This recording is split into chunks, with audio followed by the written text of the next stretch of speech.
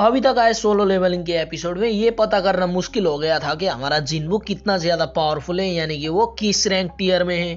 Episode 7 में उसने सी rank वाले को पेल पाल के रामपाल बना दिया था। इससे हम लोगों को ये तो अंदाजा लग जाता है कि जिन्बू बहुत ही ज्यादा पावरफुल हो गया था एपिसोड 7 में। लेकिन अभी जिन्बू किस लेवल पे है आप लोग सोच भी नहीं सकते। तो हेलो दोस्तों, आप लोगों को स्वागत है एनिमे चैनल पर। और आज हम लोग बात करने वाले हैं कि जिन्बू कितना ज्यादा पावरफुल हो चुका है सोलो लेवलिंग के करंट एपिसोड्स में। अगर आप लोगों ने सोलो लेवलिंग नहीं देखा है तो मैं आप लोगों को सजेस्ट करता हूँ देखने के लिए। लेकिन आप लोग इसे डब वाले वर्जन में फॉलो मत करना, क्योंकि डब वाले में इतना ज्यादा मजा नहीं आता जितना सब में आता है। क्योंकि वैसे भी सबटाइटल वाला वर्जन एपिसोड अपलोड होते ही आ चुका होता है, लेकिन डब आने में बहुत ही ज्यादा टाइम लगाता है। और डब वर्जन आने से पहले तो आप लोगों को एपिसोड का स्पॉइलर भी मिल जाएगा, जिससे उसे देखने का मजा बहुत ही ज्यादा किरकिरा हो जाएगा। तो बेहतर यही है कि सबटाइटल के साथ देखना शुरू कर दो, जिससे डायलॉग भी चेंज नहीं होते और बहुत ही ज्यादा मजा आएगा आप लोगों को देखने में। तो बिना किसी बकवास के हम लोग बात करते हैं कि जिन्बू कितना पावरफुल हो चुका है। जब एपिसोड 1 में हम लोगों ने जिन्बू को देखा था तो वो बहुत ही ज्यादा कमजोर लड़का था। जब डबल डंजन में जिन्बू फंस जाता है तो उसकी रीअवेकनिंग होती है, यानी कि जिन्बू मर के जिंदा हो जाता है।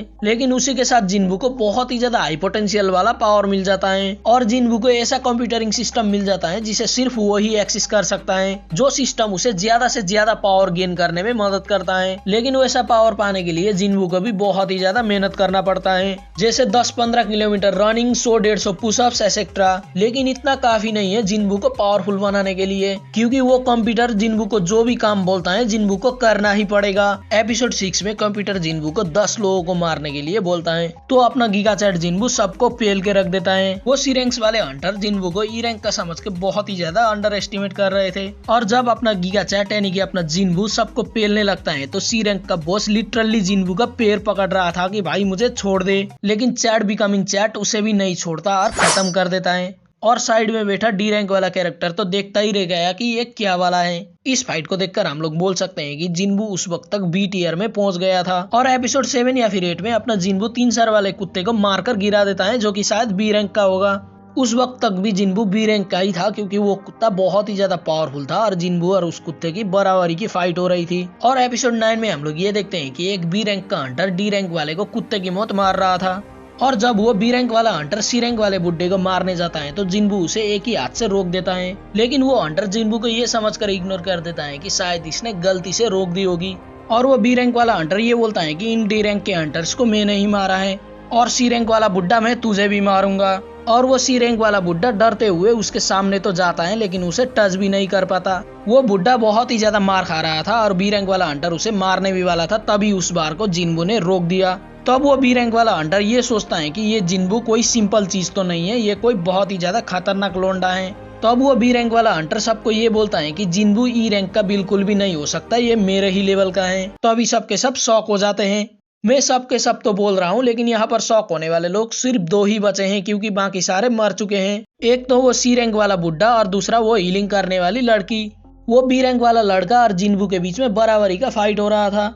वो बी रैंक का हंटर फिर से जिन्बू को ठीक से देख के बोलता है कि इसकी रीअवेकनिंग हुई है, और ये भी बोलता है कि इसने पास्ट में बहुत सारे लोगों को मारा है। जिन्बू के बारे में ये बातें सुनकर वो दोनों फिर से बहुत ही ज्यादा शॉक्ड हो जाते हैं। तभी उन दोनों के फाइट होते होते जिन्बू के पैर में एक कट लग जाता है, लेकिन हुई थी ना फ्रैक्शन ऑफ सेकंड जिन्बू उस घाव को भर लेता है। जिन्बू का रीजनरेशन पावर देख के सब शॉक्ड हो जाते हैं। तभी जिन्बू का कंप्यूटर खुल जाता है और कंप्यूटर में देखकर जिन्बू बहुत ही ज्यादा उछल कूद करने लगता है। कंप्यूटर खुलते ही जिन्बू लिटरली 10 गुना ज्यादा पावरफुल हो चुका था और जिन्बू की स्पीड भी बहुत ही ज्यादा हाई हो चुकी थी। तभी उन दोनों के बीच में फिर से फाइट होने लगती है, लेकिन जिन्बू इस बार बड़ी ही आसानी से उसके पेट में छुरा घोंप देता है।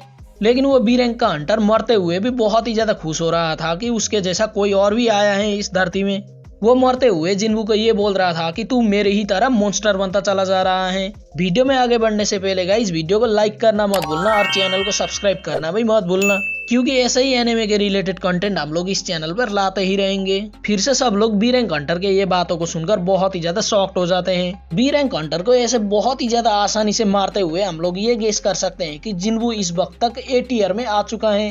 क्या जिन्बू का पावर ऐसे ही भविष्य में भी बढ़ने वाले हैं? इसके लिए आप लोगों को या तो एनिमे का वेट करना पड़ेगा या फिर आप लोगों को पढ़ना पड़ेगा मानावा, जो कि है एक लाइट नोवेल। एक सवाल जो कि एपिसोड 9 सबके जहन में ये छोड़ देता है कि उस लड़के को जिन्बू के बारे में इतना सब कैसे पता था। जिन्बू का रीइंकार्नेशन होना, जिन्बू का इतने सारे लोगों को मारना, वो सब उसे कैसे पता चला। ये सवाल मैं आप लोगों के ऊपर छोड़ देता हूँ कि इसका आंसर आप लोग क्या देते हो कमेंट में।